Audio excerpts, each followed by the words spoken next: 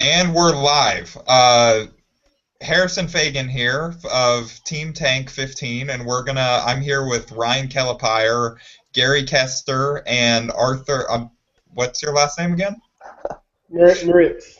Arthur Moritz. So we're off to a banner start so far. This is my first time hosting, but we're gonna recap the Lakers Nuggets game really quick. And lately Nets. we've been playing Lakers Nets. Nets. Those end names, man. Uh, Wow, this is harder. Yeah, I got to give Anthony some credit. This is harder than I thought. So lately we've been playing a game on the podcast for those of you that have been watching, and Gary, you've been on the last couple, where we just ask a question and we as contributors try and fill in the blank. So just to get us started tonight, tonight's game was blank. Ryan, how did you feel about tonight's game? Satisfying, but kind of scary at the same time because we almost blew it at the end. But I mean, we got the loss, so that's all that matters. Gary? Perfect, because we lost. No, this was one of those games that was like, it looked like a winnable game because Brooklyn's really not very good. They were 21-31 as an East team. That's really, really bad. But hey, we found a way to get it done. So, Arthur? I thought it was fantastic. it was at halftime. I thought, oh look, it's going to be a tough game, and then the third quarter came, and we're up by 22. So I was like, it's going great. And next thing you know, we're within 6. So. Yeah, it turns out giving up 40 points in the third quarter of a game is not a good strategy to win it. So, the Lakers teach us something new about basketball every single day. And so I don't have just one word to fill in the blank, but I do have a pun, which is what we've normally been going with. Tonight's game was almost a Nets-tastrophe.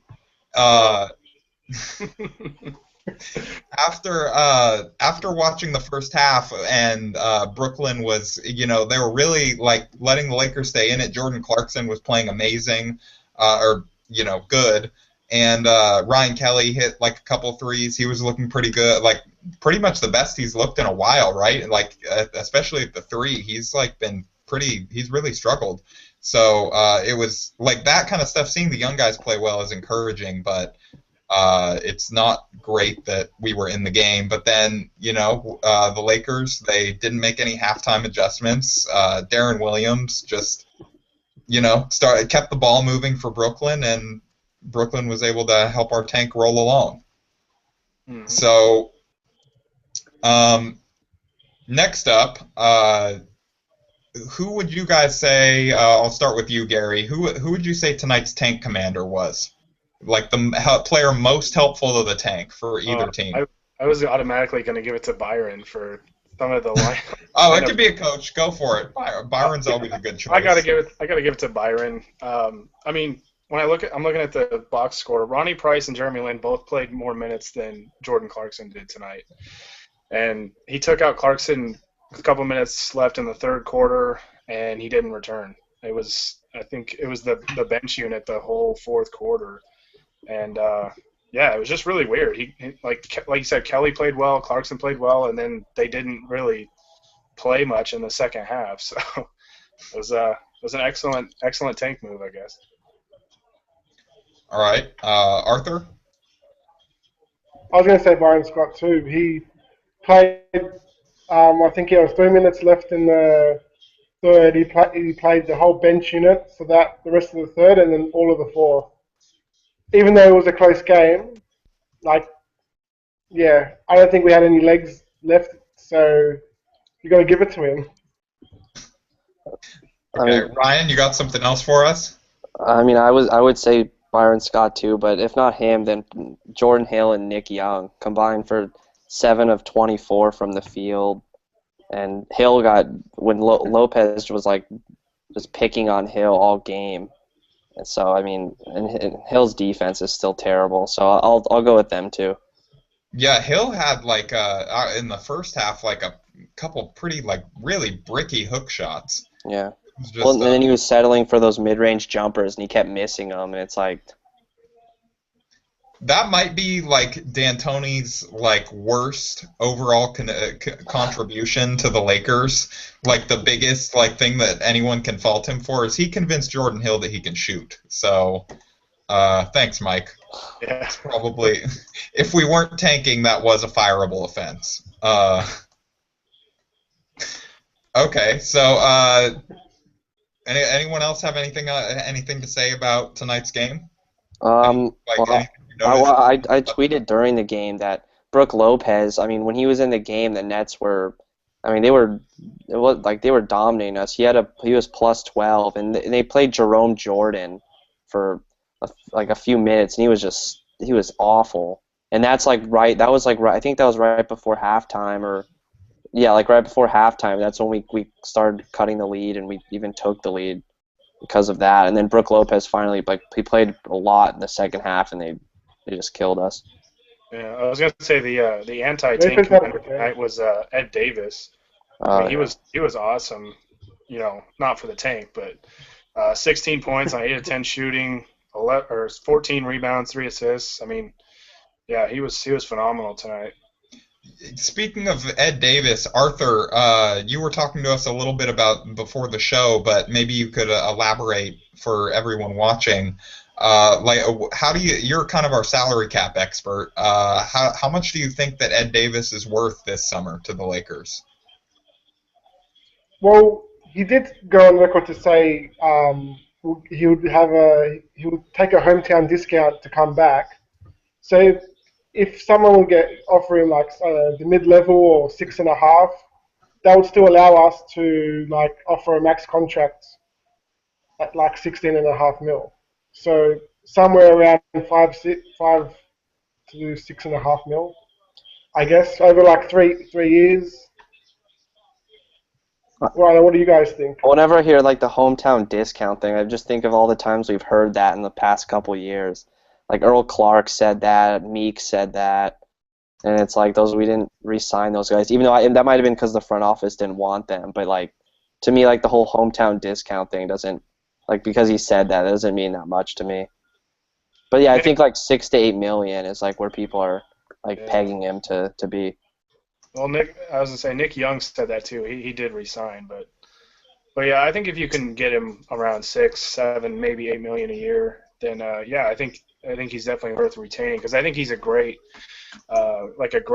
big off the bench to be part of your big man rotation. He's a great defender, finishes well around the basket, and he seems to have like really found his niche. You know, he's kind of, I wouldn't say he's struggled with other teams, just kind of, I guess he struggled to find a role, consistent minutes, and I think he's definitely earned it this year. He's been one of the few bright spots this year, and I think he's still 25 years old, so he's still pretty young and has some room to grow.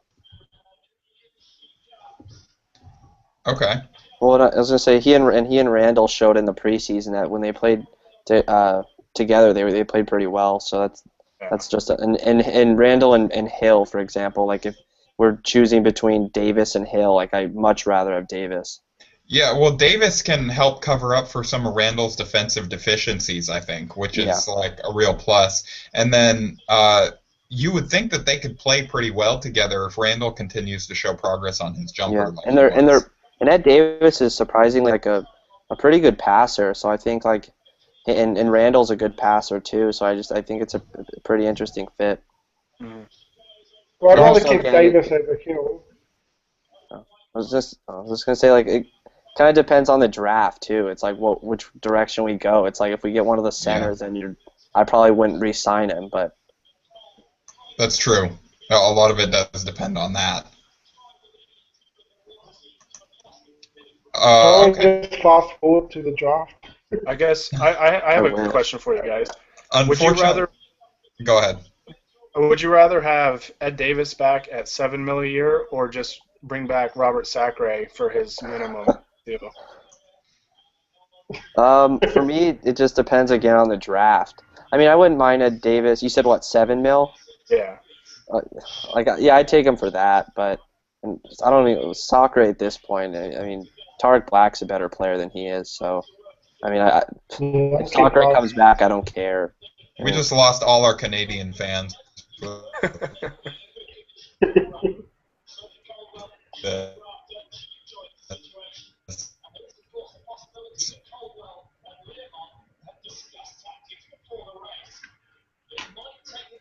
So, I think connection froze. did we lose we Harrison? lost.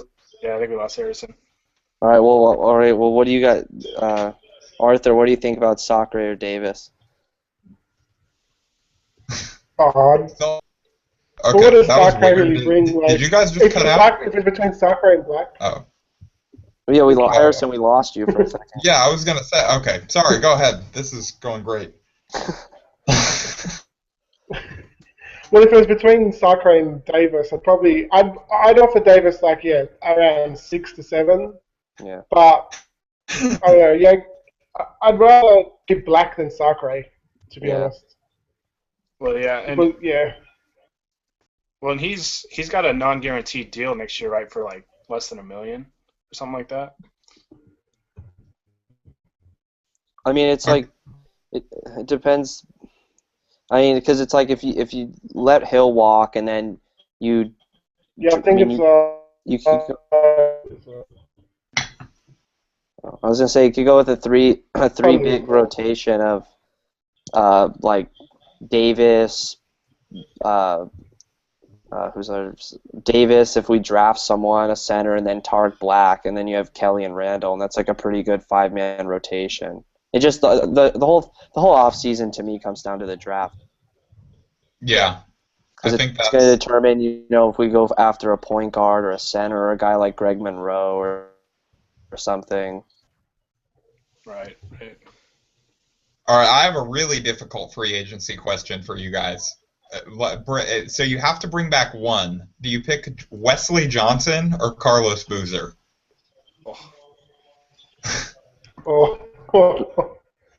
And the Lakers, we assume in this scenario that the Lakers are trying to win next year. Boozer, I think. No, actually no, because I don't want another power forward. I think Randall and Kelly is fine, but Wes Johnson's awful. So I'll just take. I said Boozer. It was a tough one. Yeah, I'll just say Boozer, just because he's actually a What decent player. I was gonna say. Is Boozer going to be offered the minimum? Yeah, but they're both. We'll assume both at the minimum. Okay. Well, I was gonna say, is death an option? No, that's for my next question, where it's death, max contract for Carlos Boozer. Death. Oh man, well, as tough as that is, I would take Wesley Johnson just because I think I think with the draft and free agency, I think the market for wing players is pretty thin in comparison to big men this year. So I think, I would take him over Boozer, but in the end, that's really not saying a whole lot. What about Ellington or Wesley? Ellington. Oh, Ellington, easily. Yeah, not to go full Kevin Ding, but Wesley has been, like, by far one of my least favorite players to watch the last couple of years. I've actually written some nice things about him a couple times, but, like, when you really just watch him, it just seems like a waste. He has days where he looks like he could dunk on anybody, and then, like, he'll, like, float through the next 10 possessions. Yeah, like there's times he shows flashes of being, like, a decent player, and then it's like he'll have one solid game, and then he'll follow it up with like 4 or 5 just god awful games. Although it's like, to his credit, he's never really played since he's been on the Lakers. He's never really played with any like good. I mean, he's played with Kobe barely, and it's like he's never really played in an offense where he gets like. I mean, I guess last year he did get a lot of looks, but like I'm just thinking like if he was around in the years when we had like Kobe and Dwight and those guys, like I think he actually would have been pretty good on those teams. That's fair. He can, like, he's a decent cutter, and like he can finish when he catches the ball there. He's a like decent 3-point shooter. I mean, he's better than like Artest. He was better than Artest was. Yeah, just so inconsistent. Hmm. Well, it's All funny right. because like I know people want us to get Ariza this offseason, and he's had a pretty bad shooting year. I mean, he's only shooting 33% from three, and actually I think, and his per is only 1 point higher than Wesley Johnson. So it's like, I mean, when you look at that, like not signing Ariza, like a lot of the like not signing Ariza, not signing Melo, not re-signing Dwight, like all those moves look like they look pretty good right now. Better. Well, if you sign Ariza, you got to sign him to like a 1-year deal every time. Because Yeah, if you Yeah, sign a like contract, awesome. But contract year Ariza is like ridiculous. yeah, there's some rule or there's one of the few like inarguable facts of the NBA is if Trevor Ariza has a contract year, Daryl Morey will pay him. And then trade him. Yeah.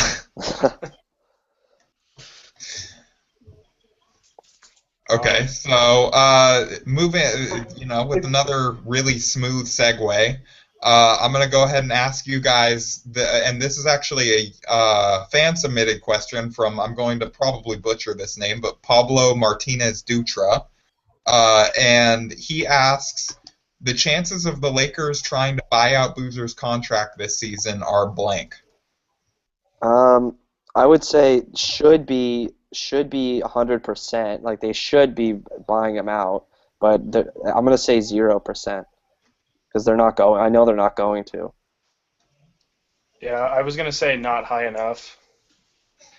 There's also, I mean, there's always a possibility. Like today, he didn't play, so maybe if we do add a few more games, he'll get kind of fed up and want out. But yeah, I don't think that they will at this point. We have to think for him. I mean, he's going to be a free agent at the end of the year. If he say he doesn't play, like Gary said, like he doesn't play for like a stretch or two, like he will think like, oh hey, well if I don't play, my value this offseason is going to take a hit. So I cut me so I can go play for a contender. Yeah. Yeah, I'd say 0%. Like, but that's because I know they asked him, so he said no. Yeah, that's what I was reading earlier today, was that he like has given them no indication that he's going to seek a buyout, which is disappointing. But Yeah. I mean, I guess we got to give the guy credit. He's been a professional all year, and like, a lot of people were expecting kind of bad things once the tank really started to roll, but he's really seemed to kind of take an interest in mentoring the young guys. Unfortunately, he's teaching them the art of the push-off foul, but like he's trying. I mean, the position he's in isn't really his fault. I mean, he got claimed by us. Like, he didn't even have a chance to sign here, and it's like, and I mean, I guess you could say the fact that he doesn't want to leave is his fault. But the front office, I mean, they might not even. I don't. You said that he like the front office asked him? I didn't see that. They asked him, yeah. Oh, they asked him and he didn't want to. Yeah, they asked him and he said no. Yeah, he'd rather Which I'm- just like come off the bench. It's or kind of sit out. surprising me because I feel like he could just like the Clippers would like sign him and he could be one of their best bench players instantly, and they'd be a playoff team. So and he wouldn't have to move. Yeah. And then All you right, got to think Miami might, in the wake of the whole this whole Bosch Yeah. thing, might be interested. Well, it just sucks we can't trade him. There's Yeah. one of those contenders definitely we probably could have gotten something for him, but obviously because he was amnestied, we couldn't trade him. Yeah. Yeah. Yeah, I mean it is what it is at this point. I'm kind of glad. That's like the silver lining in the Julius Randle injury is that he's not around to learn these bad habits that Boozer kind of Yeah. teaches everybody else. Oh, that would be so awful. Like we were talking about on the podcast yesterday, worst case scenarios for the Lakers season. And like at the beginning of the year, that easily could have been, we have to spend the next 10 years watching Randall commit push-off fouls and scream "and one" after like every play that he makes. Hold there. Yeah, exactly. uh All right, so I think we can all agree this was a really big loss today against a bad team. So, but let's look forward to Sunday. So the games to look forward to. let's see. The Sixers play at the Magic, which is kind of a win-win for us. If the Sixers win, we'd be tied at 13 wins for the time being until we play our game. And if the Magic win, obviously that's creates more separation from that fifth spot, which is huge. And then we play the Celtics, which is kind of a hot topic in this year because you have the diehards that always want to beat the Celtics, and then you have us who are rooting for the tank. So I guess we'll just go one by one and what each person's perspective is on it, and we'll start with Ryan. I'm committed to Team Tank, so I'm not rooting for any wins this year. For me, like I'm a younger fan, so like the Lakers Celtics rivalry to me isn't. I mean the 2010 finals and the 08 finals, obviously like that. Those were like tough series, but like for me, it's like I wasn't around during like the whole Magic and Bird thing, so like I don't hate the Celtics as much as like older Laker fans. And in this case, like losing for us is winning. So, and the Celtics are, I mean, they're not tanking. I mean, you could argue that they are, but they're not close to us. But it's like they don't, like Danny Ainge said, he doesn't want to make the playoffs. So it's like, for them, like, I'm sure they don't care about, for them, like, winning the game doesn't mean that much either. And for us, I mean, I just don't want to, and if we, like, say we lose Sunday and then Orlando beats Philly, I mean, we're going to have a 6-game cushion for fourth. And it's like, to me, that's way more important than beating the Celtics in a meaningless February game. Yeah, I mean, with a 6-game cushion, that's almost a guarantee that we won't catch at this point. So. And the Magic have the Magic schedule, because they play in the East, is a lot easier than ours. So I mean, we basically locked into fourth, I think. And then if Minnesota's been playing pretty well, so I think we have a good chance of catching them. And if we get to third, I mean, no one's going to care that, oh man, I wish we would have beaten the Celtics that day. Like, no one's going to care about that. Right. All right, Harrison, what's your take on it? Yeah, I mean, my thought is, like, even if you really do hate the Celtics, the way to really screw them this year is to, like, let them win. Like, I mean, I'm not like, the players obviously aren't going to let them win, but, like, they're worse off long term in the pursuit of, like, these championships that, everybody always talks about and is the ultimate goal. They're worse off in that pursuit long term if they get wins this year. And so I think that, like, if you really hate the Celtics, you should be rooting for them to win, because they aren't going to make the playoffs. They aren't going to win a title this year. Let them win all the meaningless games they want. Mm-hmm. Right. All right, Arthur. Like, the last thing we want is, like, Jahlil Okafor or something ending up on the Celtics. Yeah. Like, yeah, that would be a nightmare, a complete nightmare. All right, Arthur, what do you think about it? I'll just lose every game out from here on out. Like, it doesn't matter. I need to win. My only crimes with Boston is I hated the Porpoise game where he went off on a bloody wheelchair. Right. And then came back magically like everything was all right. That burnt me. the worst. I think, yeah.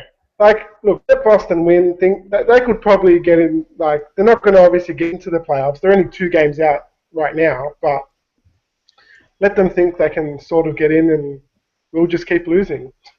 And Minnesota, I watched today's game, Minnie and Phoenix. Like, Minnie's playing really well, so there's no reason for them not to be ahead of us.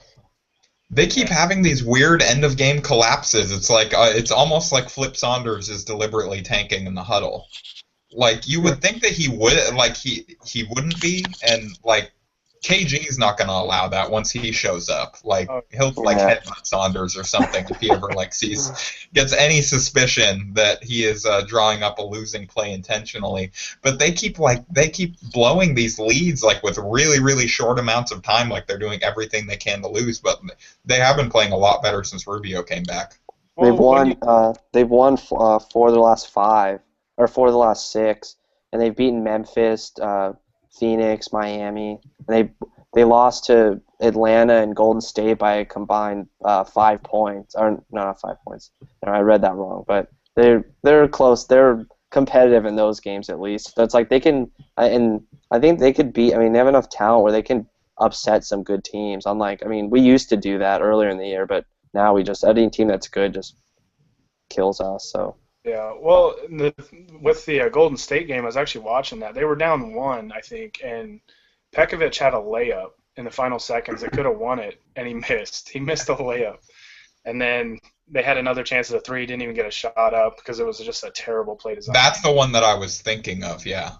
Yeah. and we still, So, I was gonna say we still play them twice. So I mean, we're one game apart right now. If we lose both of those, like like right now, if we lose both of those games, they'd be ahead of us. We'd be in third, and then we'd Right. just have to play the same as they play the same as they play the rest of the season. But obviously, you can't just say that we're going to lose those games. But yeah. Well, and when you look at their roster, it's really not bad. There's a lot of I guess young talent to work with there. Yeah. I for some reason this blew me away today when I looked at Ricky Rubio's age and he's only 24 years old. Like to me, it feels like that guy's been around for 10 years and he's still hasn't even hit 25 yet. Well, But, I mean, and he didn't come overseas right away. So it's like you would think that. Plus, he feels like he's been in the league for a long time. I think he'd be 27 right now. But yeah. Well, yeah, because I mean, obviously they have They do have. Pekovic, Martin, Rubio, Levine, Gorgie Jang, Shabazz Muhammad. I mean, they've definitely got pieces to work with there for the rest of the season. I think even though they have a schedule, it's hard to imagine that they won't win 2 more games than us the rest of the year. Yeah, they've got a tough schedule coming up. They've got Houston, Washington, Chicago, Memphis. Clippers. Yeah, then Clippers, Denver, Portland, Clippers again. We still play them twice. Their end of the year schedule softens up. It's just if we can stay within a game or two, and just kind of hang. Because even if we tie with them, and then a coin flip determines third and fourth, I'd be fine with that. We have a 50-50 chance of getting to third, and then I think if there is a tie, I think your odds are a little better to jump up in the top 3 too. Yeah. What do you guys think? You think they're better or worse with KG instead of Thad Young? Better, I think. I was going to say, from a talent perspective, maybe a little bit worse just because KG's, he's so over the hill now. But, he really will. He'll raise their intensity as a team, especially on the defensive end. He's still pretty solid on that end. And, in these close games, like you said, he might actually headbutt Flip Saunders if he draws up a terrible play. But yeah, I think his intensity and might kill Anthony Bennett will really help them. Anthony Bennett is we're gonna have a situation like they had what was his name, Jonathan Martin and Richie Incognito with the Dolphins. I just feel like we're headed towards that with KG and Anthony Bennett. It was like that time that he made Glenn Davis cry. Yeah, I feel we're heading towards a Deadspin story where it's reported that KG just took a bunch of lighter fluid and filled up Bennett's car with it and just it was out there flaming when he walked out of practice. Or and it just says maybe that'll light a fire under you, and then throws in some assorted expletives as KG is, I'm sure, to do, and then just drives off. Well, they got Gary Neal too. I know they lost Troy Daniels and Mo Williams, but I think Mo Williams was kind of a net negative anyway, and then Gary Neal's a good shooter, so it's that might help them a little bit. Right. What do you think? They got Adrian Payne too. I forgot about that. What do you think, Arthur?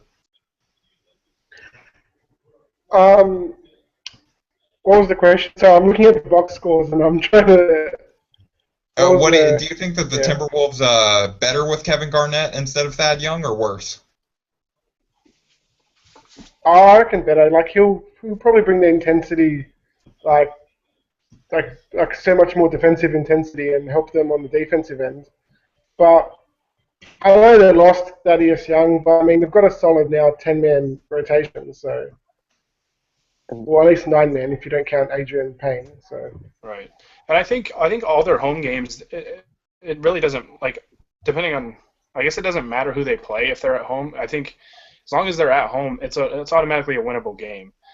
because they played the Hawks pretty tough. I think they let that game get away at the end, but they played the Warriors really tough. They beat Memphis at home. They just beat Phoenix at home. So, I mean, their home games, even though they're going to be for the next few weeks or so, they're going to be against tough teams. If they're at home, though, they can definitely win those games. I was gonna say, if we had the same schedule as them, I mean, I would write it off as we're easily gonna pass them. But just I'm sure they'll win some of these games that they're playing, like what we see as like a playoff team, like Houston or Memphis or one of those teams, because like we've been saying, like they have the talent. It's just the schedule difference between ours and theirs in the coming weeks is a lot different. Yeah. That would be like the best of both worlds if they could beat Houston for us. Oh, yeah. Because Houston right now, they're only a half a game ahead of the Clippers, and that would move our pick up 2 spots if they fell behind them. And then, I mean, they're only, 2 games from pick number 22 right now, and it's at 26. So, so there's a lot of movement that could happen there as well, and obviously every spot that we move up with that pick helps tremendously as well. And we're right now we're projected. Well, if like the season ended today, we would get that Clippers second round pick, which would be nice. Yeah. I mean, it's like the 6th to last pick of the draft, but I mean, a pick's a pick. I'll take it. Yeah. What do you guys think? We just need also the Eastern Conference. There you go. No, go ahead. I'm just saying, like, you also need a few of the Eastern Conference teams, like Cleveland and Chicago, to win a few more games, and then that drops them to, like, the 20th or the 19th pick. Yeah. So. What do you guys think about the Sixers and our chances of passing them?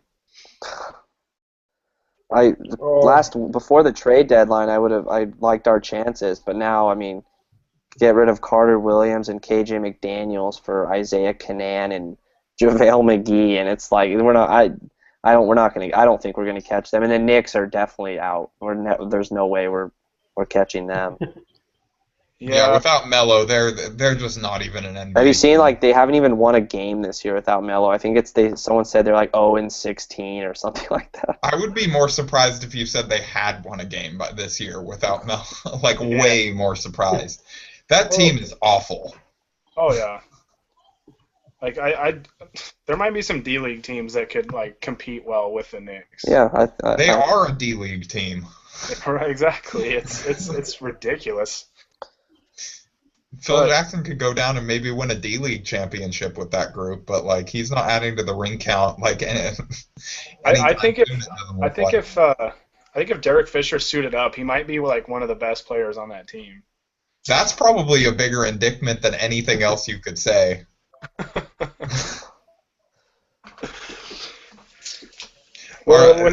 this time, I think we're going to lose those 2 Philly games, unless we all come down. The Lakers come down with like a stomach bug, or I don't know.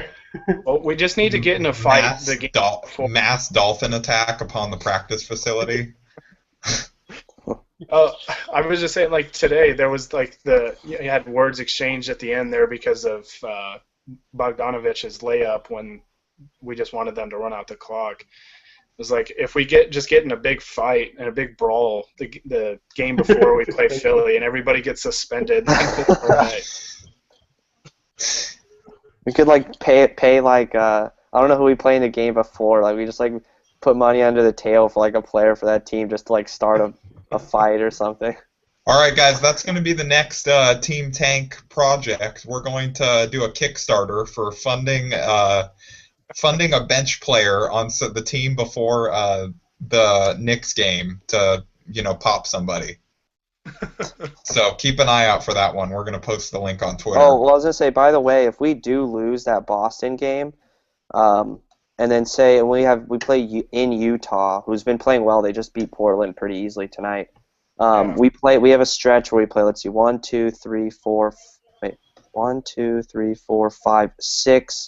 playoff teams in a row. So that could easily, if we lose to Boston and then lose to Utah, that huge losing streak. Well, and everybody talked about the February schedule for us and how weak it was, and how it was really, really worrisome. and we haven't won a game yet in February. Nope. We only have 3 left. We play Boston at home, and we play at Utah, and then Milwaukee at home. So, I mean, the February schedule, even if we won all 3, which we won't, I'm going on record saying we won't win If all they 3 do, it's your fault now because you said that. Yeah, you will be. You're banned from the Team Tank podcast. I'll gladly accept that if they win all 3. You have to wear, your punishment is you have to wear a Celtics jersey to the Lakers Celtics home game next year. I think I would fly to Mexico before that happens. You guys wouldn't be able to find me if they win all 3. That's better for you. But Go ahead. oh, I was just gonna say, I mean, how many February games have we played? We played what? 1, 2, maybe like 6, 7. 7. But We yeah. played 7. 7. Yeah, I mean, I think we all expected a few wins in this month, and we're still looking at the possibility of going winless in February. I mean, that's huge. I mean, before the month, I basically thought we were going to beat the Knicks. I thought we were going to beat Denver at home. I thought we were going to split the Nets and Celtics games, which we could still do. And then I thought we had an outside chance against Orlando. But if, like I said, if we lose this Boston game, I mean that could be huge.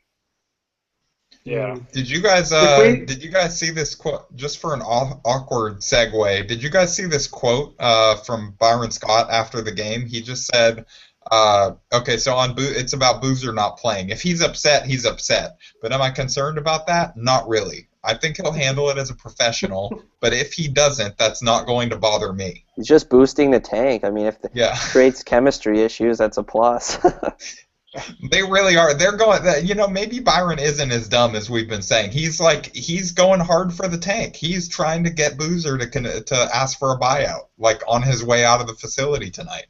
Well, it's funny because he also mentioned that Byron said he was frustrated, so he might change the starting lineup and like put Nick Young in the starting lineup, and it's like fine. It's like that unless you put we've been talking in earlier podcasts how like we have one lineup that's actually like pretty decent. Like if you start that lineup, okay, that's a bad thing. But I feel like he would probably start like Ronnie Price or like still Sacre or Kelly or something. So and Kelly has played well, so I don't think he'll take him out of the lineup.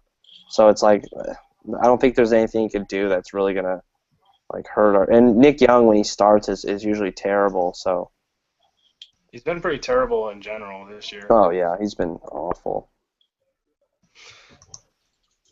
All right. If we didn't win that Chicago game, we wouldn't have had a win since January. Yeah, we'd be on what, like a 17-game losing streak right now? That'd be awesome, and we'd be tied for right now. Yeah, God. That just goes to show, though, right, that every game is important. Yeah. Even the Boston, every single game is important. Well, honestly, like if say we finish tied, let's say with Minnesota at the end of the year, and then we lose that coin flip, and then the lottery like pushes us to 6, then we lose the pick. It's like that one game against Chicago or any of those teams, like that's the difference. Yeah, I keep looking back to the Indiana game where Kobe hit the game winner. Yeah, that one sticks out to me. And we were down like by double digits in that game. I remember, and I was like, "Oh, this game's safe." Or you could look back at like when we beat Golden State, like we basically blew them out. Yeah, and it's like in Atlanta, like just weird games. No, that was the "Are the Lakers better without Kobe?" hot take column game. Oh, that's right. Oh my God. Oh man. It's funny, like no one mentions that anymore. It's like since he got hurt, I think they've won one game. When was his last game? Was it against? Oh, it was against the Hornets or Pelicans. They've won one game since they are 1-9 since he's been out. Yeah. Oh, this season. My only worry is our last 2 games are against Sacramento. Yeah. If they're going to tank the last 2 games and win. Well, I mean, the thing is, with every game that I've kind of worried about here as of late, we've still lost. So Yeah. it's hard to really assume that this team is going to win any certain game. Like even when they go up against New York again, we thought they would beat New York the first time, and we just got obliterated. So, Yeah. And honestly, like Sacramento, one of the games, the first one's on the second night of a back-to-back in Sacramento, and they're actually, I mean, with George Karl by then, they actually might be a pretty decent team. Like they might be as good as they were at the beginning of the year. Oh Yeah, And and the George second Karl one, is gunning for any win he can get at this point to move up like the all-time list. Like that's why people were saying he was so desperate to get back into Yeah. any coaching well, job. that and it's just like they're just like he wants to give that franchise, like they're not trying to, that franchise isn't trying to tank. Even, I mean, as far out of the playoffs as they are, they're not trying to tank. They want to win games, and like for them, like their fans are like tired of losing. Yeah. And the owners, I'm sure, want to show that like hiring Carl was the right move. So they're not going to tank. well, right now they're sixth in the draft order, and because their pick is top 10 protected this year. Yes, they'll be Yeah. fine. They're not going to move. So, They're yeah, not going to move up. They're 6 games behind Detroit and Indiana, who are both 22 and 33. Yeah, Or they're 6 fine. wins, I should say. So, or no, 4 wins. Excuse me, 6th spot. Or no, I'm just all turned around. But anyways, Yeah, they won 19 games. there's a good cushion there. So, but yeah, top 10 is Today was a good. Yeah. Oh, I was just going to say today's a good day for the tank because Sacramento won. Denver lost. Utah won. Boston lost. Indiana won. So Yeah. there's a big yeah, account. really the only team that we didn't or that we wanted to win that didn't was Philadelphia. And I guess the Knicks, but it's like we're not going to catch them. The thing is, Yeah. though, is like if we lose to Boston on Sunday and then Orlando wins and beats Philly, which is like probably going to happen. I mean, like we said earlier, 6-game cushion. Like for this Laker team to outplay a team like Orlando, who has an Eastern Conference schedule for 6 games, that to me that's like ridiculously unlikely. Well, And fourth to me is. No, I'd rather be third just because the extra 14% of keeping or 13% of keeping the pick is big. But I mean, 83%. I mean, that's still really good. Well, and I looked at the history of the third spot with the current draft format or draft lottery format. Since 1994 was when it was implemented. The team entering third fell to sixth one time, and I think that was in 2007. It was the Milwaukee Bucks. So, I mean, it's a 96% chance. So if you can get to third, I mean, that's awesome. Yeah. Has third ever fell to sixth? Like, I feel like that's never happened. Yeah, it happened once. Damn. That would suck. Yeah, just one time, though. Once in, 21 years or whatever? Like, I mean, that's... I mean, if that happens and there's a 4% chance you lose the pick and it happens, your franchise is cursed. I mean, that's how I look at it. I'll just tip my cap to Philly and just say enjoy the pick. Well, we could just blame Jim Buss and move on. Yeah. What sucks about Philly having our pick now is those 2 games that we play them. I mean, with their current roster, I think we're going to win both anyway. But Noel, he's going to have an illness, or I don't even know who's on their team. Yeah. I was going to say you might literally, like Sam Hinkie might actually put on a mask, go out and get a gun and shoot Nerlens Noel in the leg to make sure he doesn't play. Yeah, and then like he's gonna like give like Robert Sacre like some of MJ's stuff from Space Jam to make sure he has like a 50-point game. Man, if Hinkie has that stuff and he's still tanking, he is really committed to putting it as a good strategy.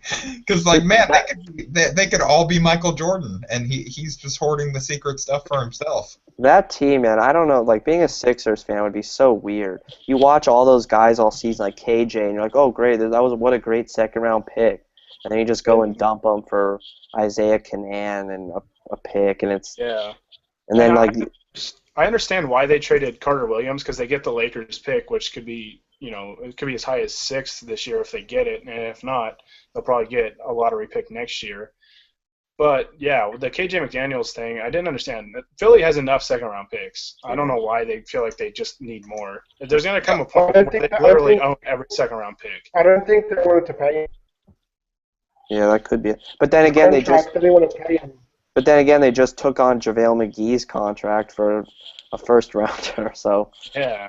I mean, to me, that Yeah, trade made that's- sense because like everyone was questioning it, but it made sense. It's like I think his contract expires after next season, and it's like you got a first round pick, which I think is like it's somewhere in the somewhere in the late teens or something. But it's like you got that pick just to take on a contract for 2 years. It's top 18 this year because it's And like they needed a veteran to like really teach those young bigs how to be like a professional in the NBA. So like JaVale McGee, I think definitely McGee. fits that bill.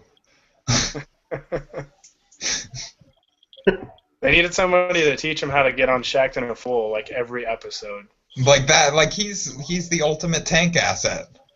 Yeah, I know. Like, yeah, he's entertaining, but he's not going to help you win games like ever, really.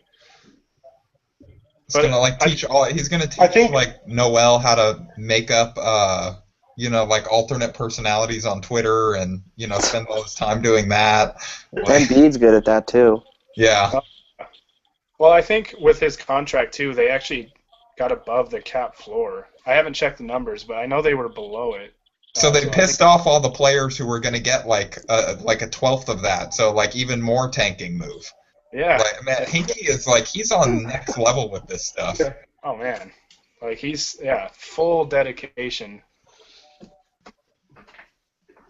But at some point, you think that they have to start building a roster because every time they get somebody halfway decent, they just trade them away. Which I made a tweet I said, if you want to get off the Sixers roster, just play well. That's all you got to do. Well, the Sixers cap total is 52.8 million now. Okay, so that would be the cap. So, yeah. But I think with KJ, someone was going to offer him like a, I don't know, the mid-level exception deal, which is what he can get with like the poison pill attached at the bottom. Yeah, well, because I think if somebody did offer him a deal like the first 2 years or something, he couldn't make that much. It'd be like the third or fourth year. I think that the salary makes a pretty big spike. Yeah, I think it was the Gilbert Arenas provision. Yeah, that's what it is. We get it's like 5 mil, then it jumps to like 10 and 11 or whatever. Yeah. But all right, guys. Well, did you guys have anything else? I mean, hey, Lakers can offer a contract like that. I know Anthony would love that. Yeah, don't get Anthony. You're on the wrong pod. You gotta say that when Anthony's on here. Oh man. Just start dancing around in front of his webcam.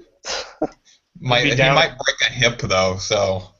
Speaking of that, I forgot who was that brought it up. They were saying like I think it was Matt, like during the draft lottery, we should like do a podcast like this during the draft lottery, and as the result. We should. No, we need to. I mentioned that. I'm not gonna watch it. If we're fourth, I'm not gonna watch it because as they're taking the cards, like the 10th pick will be whatever, the 9th pick, 8th, and like once it gets to 6th or even 7th, really, once it gets to 7th, I'm gonna be like a total mess. Well, it's going to get taken off of YouTube when there are actual deaths, like, on the video.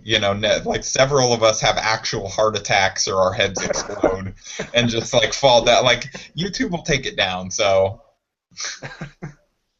No, I actually like that idea. That'd be great. I'm probably not gonna watch it. I'm gonna turn off my phone, just, like, go lay in a corner for, like, 30 like an hour. And then seriously, the intensity is going to be like Game 7 of the finals. Yeah, if we're third, I'll watch it because then I'll hope that we jump up into first or second or whatever, or see what pick we. But if we're fourth, I'm going to be scared. Yeah, if we're going fourth, it's going to be intense. And I can't imagine if we were fifth, how bad that would be. Where it's basically a 50-50 shot. I went to an Angels game last year during the draft lottery, and we were on our way up there and sitting in the drive-thru at In-N-Out. And all of a sudden, we're getting up to the window, and I see that I refresh Twitter, see that the Cavs got the #1 pick, and I think I almost scared the attendant into dropping our stuff. Like, because my brother was driving, but I started cursing up a storm. I went crazy. Well, I thought that, like, the fix was in with Dan Gilbert in the league. I went ballistic. At the time, I wasn't that mad because like I still didn't think LeBron. 'Cause it was before the finals, and the Heat were like they were. Or it might have been after the Eastern Conference Finals, but it's like I didn't really think LeBron was going to go back. And I was like, well, that's not. I mean, the cap should be pretty like Kyrie and Wiggins or one of those guys. And I was like, that would be kind of interesting, and they'll be a tough matchup for the Heat in the next few years. And then obviously the whole LeBron to Cleveland thing happened, and now I can't stand the Cavs. Yeah. I was really upset. You should never be able to win the lottery 3 out of 4 years. No, that's just it was just ridiculous. Like Dan Gilbert does not deserve it. Okay. Yeah. You don't get rewarded for being an incompetent franchise. Like, Well, that's I why mean, like if you're- that. Well, the guy, I'm not gonna mention his name on Twitter. Always says like the number one pick. It's like, oh, the Lakers play hard. Doesn't matter what spot they get. If they play hard, they'll be rewarded. It's like the Cavs were awarded for.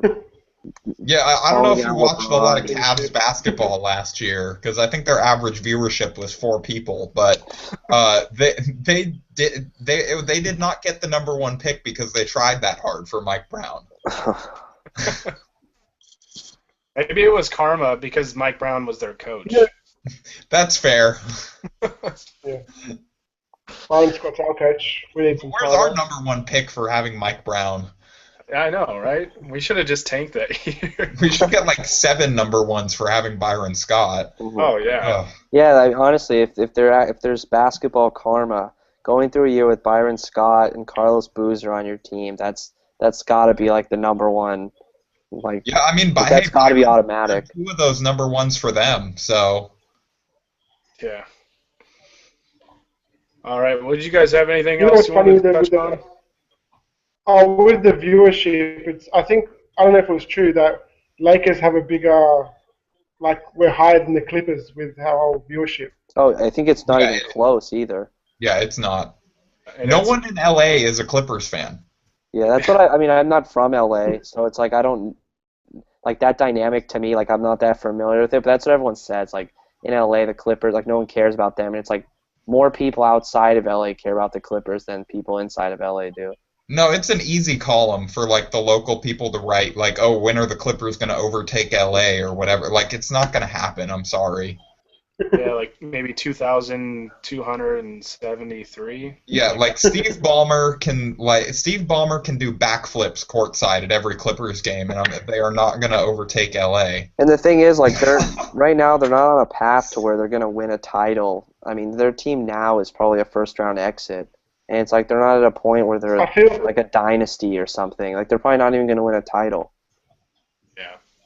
I feel like there's chemistry issues as well with the Clippers, or something's happening behind closed doors. Well, I think they're. I don't think they'll win a title this year, but I think their title hopes, like for future years, hinges on DeAndre Jordan. If he leaves, like I really don't think It's over. Yeah, it's done. Doc will sign Perkins to whatever cap space they have left and just roll with that. Boozer should go to the Clippers. I think that's a good fit. That's what I was saying earlier because they need They need scores off the bench. You wouldn't have to move. Yeah. They need guys to yell and one. Can you imagine having Big Baby and Carlos Boozer on your team? Ugh. Oh, God. And Perkins. Yeah. Just throw in Perkins too. Just Yeah. I feel bad for whatever contender, like the fans of whatever contender rush out to sign Perkins. Like, having to talk themselves into that guy. There's a number of teams, I guess, that want him, and I don't Yeah, know. like, have they watched Kendrick Perkins? Like, I don't understand what the rush is at all, but, you know, whatever. This isn't 2008. I Yeah. know. He's got that championship mentality. He's always got that scowl on his face. Hey, the Clippers are undefeated in a playoff series with Kendrick Perkins in their starting 5.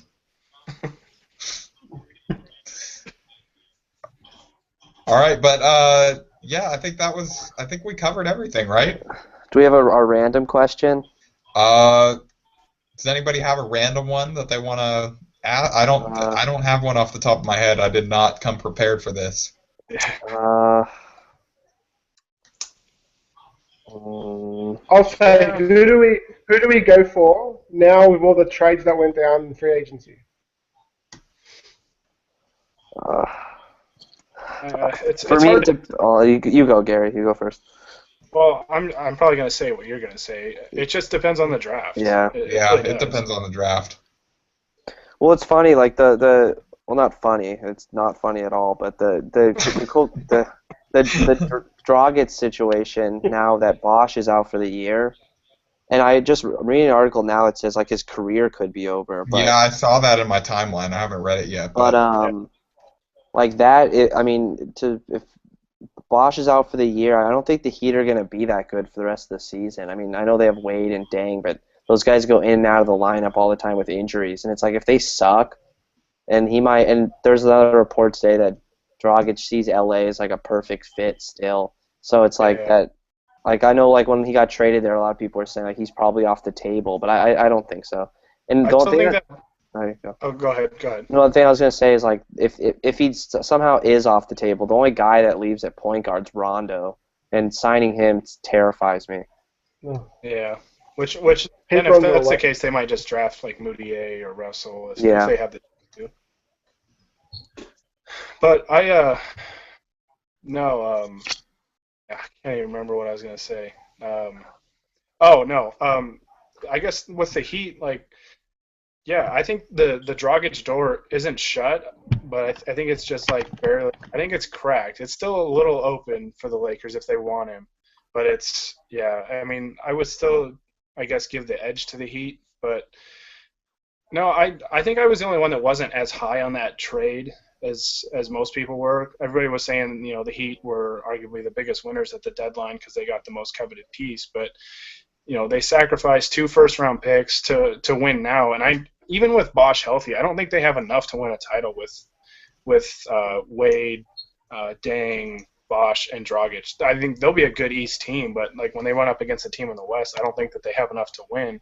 And I sent out a tweet. I said, don't be surprised in a few years if they're in the exact same position that the Lakers are, with like really old Dwayne Wade and like very, very minimal assets to work with in terms of the draft.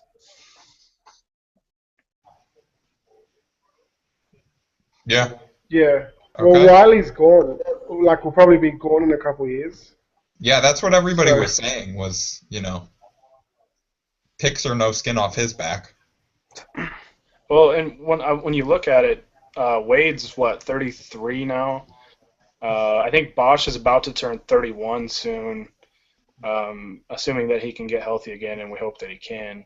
Dragic is going to be 29, and I don't know how old Deng is, but Deng is really fallen He's off from 29, but he's 29, but in like mileage, he's like 40. Yeah. The Thibodeau effect. Yeah. All right, so but one last thing before we sign off, Arthur, I got to ask you, what jersey are you wearing? It's been killing me the whole podcast. Like I can't. Oh, Kobe's. Yeah, good. Oh, okay. All right. Hoping it wasn't like a Robert Sacre or Carlos Boozer jersey. When we had Mark on the podcast, he had a Carlos Boozer jersey hanging in the background. It said "Kill Me" next to it. All right, speaking of jerseys, Sacre jersey on the next podcast. all right, I was gonna say, speaking of jerseys, since we'll do a random question, what 2 teams have the best uniforms in the NBA? Oh. It's a good one. Man. This hard. I'm looking at the teams now. I'm trying to think about it. Yeah, I'd have to look. Obviously, I'm biased with the Lakers. Yeah, I think we can all agree that the Lakers are going to be one of them. by non-Laker teams. We'll make it a little interesting. So 2 best non-Laker teams or Yeah. one team? Yeah, two non-Laker teams with the best uniforms. I gotta say, I like the Kings. Yeah. Even though, like, I shouldn't, because I came up right when we were there, like, they were our big rivals, like, Yeah. as, a kid, but I like that I like, purple's my favorite color, so I like the Lakers purple, I like their purple, and then if I had to pick a second one, I like the Heats, too. I like the black and red. Yeah. All right, Gary, you got 2 favorites? I would say I actually like the Timberwolves new jerseys. I really like the blue jerseys. I really like those ones. Yeah. The black is a nice touch. But yeah, I really like those blue ones. And then a second team. I like Charlotte's jerseys. I don't like the light blue ones because I think they wear them all the time, and it's kind of annoying because I feel like they never wear their white ones. But yeah, I actually kind of like Memphis's too. Memphis, yeah. I guess I just like that color scheme. So I would say Memphis and Minnesota. Because I like the white Hornets jerseys. I don't even know what else. I'm just trying to have a quick look. I hate the sleeve. I hate the sleeve jerseys. Yeah, me too. That's one thing I hate.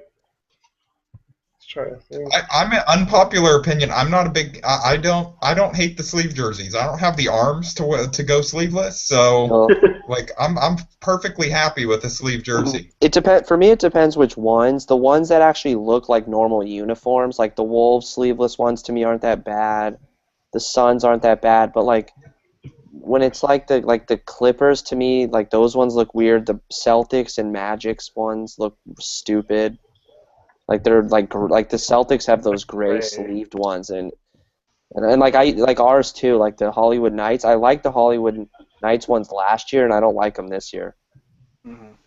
They look like pajamas a little bit. Yeah, that's why. Like, all right, but back to the question. I like Portland's uniforms. I think, like the diagonal stripe across is pretty unique. I like the blue Golden State Warriors one. Yeah, those are nice. And Yeah. and I like my second favorite is I like Indiana's yellow jerseys, especially when they wear them at home. Yeah. What I'd like to see us do is wear our purple jerseys at home just once, just to see what it looks like. So we've worn like the Hollywood Knights jerseys last year at home, and this year the sleeved ones. I'd like to just see what the purple looks like at Staples. Like I don't know. Well, like I like that we were yellow at home. Like if I was a red team, like Portland, let's say, like I would just wear like those red jerseys at home. As long as for me, it's like as long as you don't wear a dark color at home, it's not that weird. Like everyone has every team in the league wears white at home except for the Lakers, and occasionally like other teams wear, like the Pacers occasionally wear yellow, and like Oklahoma City, like San Antonio wears gray. But for me, like it's like when teams wear color at home, as long as it's a lighter color. Yeah. All right, so did everyone answer? That was pretty good. Yeah, I think that was good. Okay, so everybody can just introduce themselves. I'm Harrison Fagan. I am Gary Kessler. I'm Ryan Calapier. I'm Arthur Ritz. And by the way, I have to add in that Thunder are going to make a nice playoff run now that they made a great acquisition of the trade deadline. It wasn't Enes Kanter, it was Steve Novak. They're already undefeated since acquiring him. It took every ounce of self-control to not just stop broadcast and cut you off there. I was going to say, we were so close to making it all the way almost through. made it a whole podcast with no Steve Novak. It's a must. You know what's funny about that though? Like the whole trade deadline, I had a test at 12:30, which was like 30 minutes before the trade deadline, and like I went in like 1 minute before like class started because I was like just refreshing my Twitter to keep up with the trades, and like nothing happened. I was like, oh, this trade deadline sucks. And then I walk out and I check my phone and like I see like the whole Steve Novak thing, and everyone like tagged me on that, and then I refreshed the Twitter feed and I see all these like random things of like, oh, it's like one was like, I wonder how Brandon Knight's gonna mesh with his new team, and I was like, what are they talking about? And then I went on like hoopsrumors.com and just looked down all the like trades, and it was like the weirdest. Like it was like a few minutes where like I had no idea where anyone played or anything. So half the NBA teams didn't know either. It was like, and then like an hour later, I was like, oh, trades. Reggie Jackson's on the Pistons now. I was like, whoa, like. Yeah. Yeah. It was crazy. What was funny, the funniest part of it to me was when Woj tweeted out, "Good Lord." That was it. Like, They that I pretty didn't much see that, but I would have been like, he said that like right before he announced like all those trades, right? That guy deserves a vacation. I know that. Oh yeah, he should be on a beach somewhere right now. Yeah. Well, I thought he was going to actually break the Manny Pacquiao and Floyd Mayweather fight, but I mean, at this point, like if there's a breaking news story, I expect him to break it. I'm with you. It's just I ridiculous. honestly He gets feel like everything. he's gonna like text me one of these days and just tell me how my day's gonna go. Like he just Yeah. knows. Watch it, 3 p.m. Sources, Watch your day is out, gonna suck. like 3 p.m. Watch out. It's like you're gonna. It's like you're gonna get rear-ended. It's like like make sure you don't drive that on that street. All right. All right. interesting people. Okay. Well, so yeah, sources tell me that it really is time to end this podcast now. So yeah, we're gonna go ahead and sign off. But this was fun, guys, and thanks for coming on. Yeah. Next one's on. Will be Sunday after the game, right? Sunday. Yeah, we're gonna do a Sunday. Dare I post-game one. go Celtics? Oh no, that still sounds wrong. Go just gonna say- tank. I'm- Go Lakers. I'm just Go gonna say, go Byron. Keep the tank rolling. Yeah. I'm Keep preparing not to get some caring what hate. anybody in the locker room thinks about you. After saying that, I'm prepared to get some hate mail or hate Yeah. tweets. I'm queuing one up in the drafts right here. Okay. All right. On that note, I'm gonna go ahead and sign off. Thanks, guys. See ya. Thanks. See ya.